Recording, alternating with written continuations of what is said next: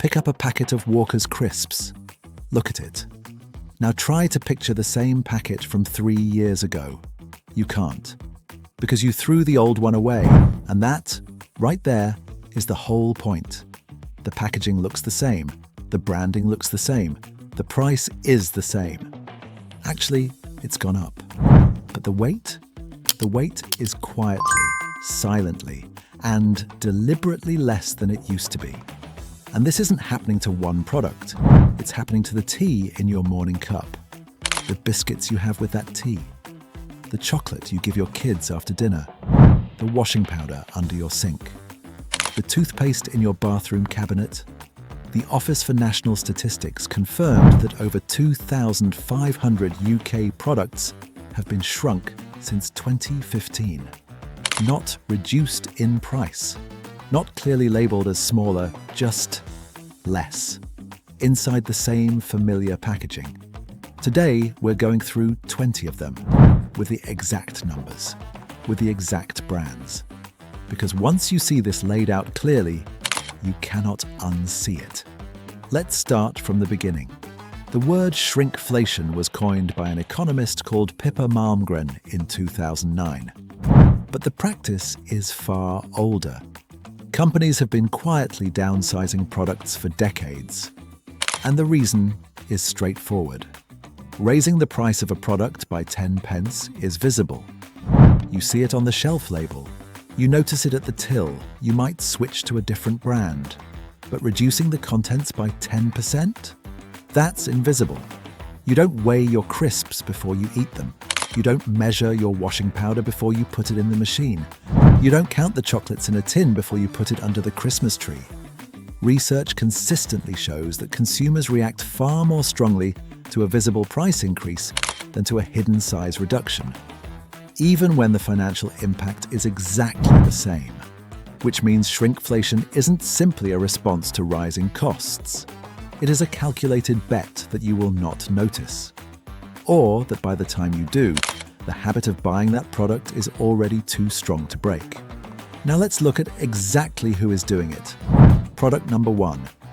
Walker's Crisps Multipacks. Walker's cut their classic 24-bag multipack down to 22 bags. The price stayed at £3.50. That is 2 fewer bags of crisps for the same money. An effective price rise of over 9% per bag. Introduced with no announcement, no fanfare, and packaging that looks completely identical on the shelf. Walker's official response when challenged, and I'm paraphrasing here, they said they always ensure products are clearly labelled, so consumers know what they're buying. The new weight, in small text, on the back of the packet. That is what clearly labelled means to them. Product number 2. PG Tips Tasty Decaf Pyramid Tea Bags. A box of PG Tips. Decaf went from 180 bags to 140. That is 40 fewer tea bags. Gone. And at some retailers the price went up at the same time from £4 to over £5, which translates at worst to a 64% increase in the cost per tea bag. 64% for tea. The most British product imaginable. Product number 3. Cadbury Dairy Milk.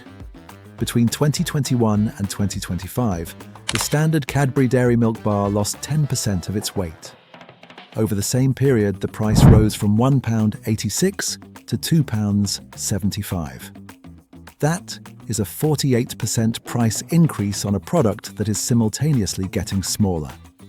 When you calculate the true cost per gram, the effective price rise is closer to 65%. Cadbury's owner, Mondelez, described size reductions as a last resort. They have used this last resort repeatedly. Product number 4. Cadbury Sharing Bags. Crunchy Rocks, Twirl Bites, Oreo Bites, Bits a Whisper. In early 2025, retail analyst Steve Dresser photographed Tesco's shelves showing these Cadbury sharing bags had been relabeled as new formats.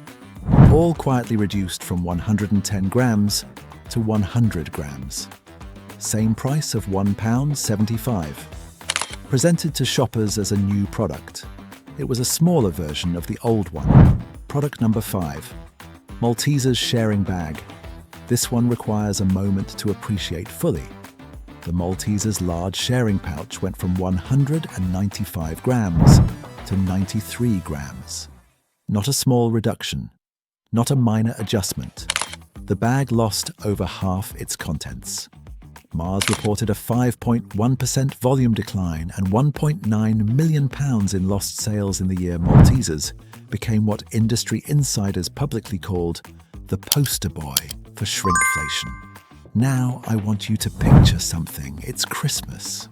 Someone in your family tears the plastic off a tub of celebrations, passes it around the room, and you think, is it just me? Or does this seem a bit empty this year? It is not just you. In 2023, a tub of celebrations weighed 600 grams. In 2024, it was 550 grams. In 2025, it is 500 grams. That is 100 grams, roughly a fifth of the entire tub, removed across just 2 years. And the price went up, from £6 to £7. At the same time, Quality Street dropped from 600 grams to 550. Toblerone, the triangular Swiss bar that caused a national outcry when they widened the gaps between the peaks back in 2016, is now 340 grams, down from the 400 grams it was before that backlash. Terry's chocolate orange shrank from 157 grams to 145 grams this year. And then there is the Cadbury selection box, the one millions of British children find in their Christmas stocking. It has been cut 3 years in a row. 3 consecutive years. The double-decker bar inside went from 40 grams to 37.3 grams. The Whisper from 30.5 grams to 27.9. Total chocolate removed from the box, 24 grams.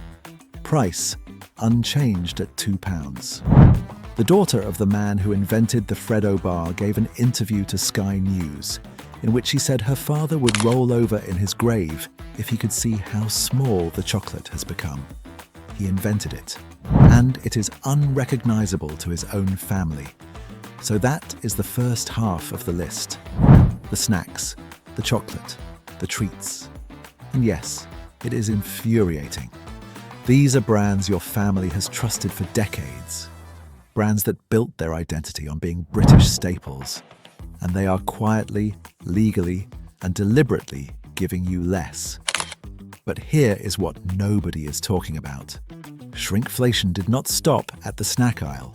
It is in the medicine you take when you are ill. The washing powder under your sink.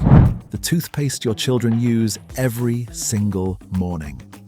And one example, from a supermarket itself, not a branded manufacturer, makes everything we have just covered look almost reasonable by comparison. Part 2 drops straight after this. And I will be honest with you, the second half of this list is worse than the first. Subscribe so you don't miss it, and leave a comment below. Tell me which product on this list has surprised you most so far. I will see you in part 2.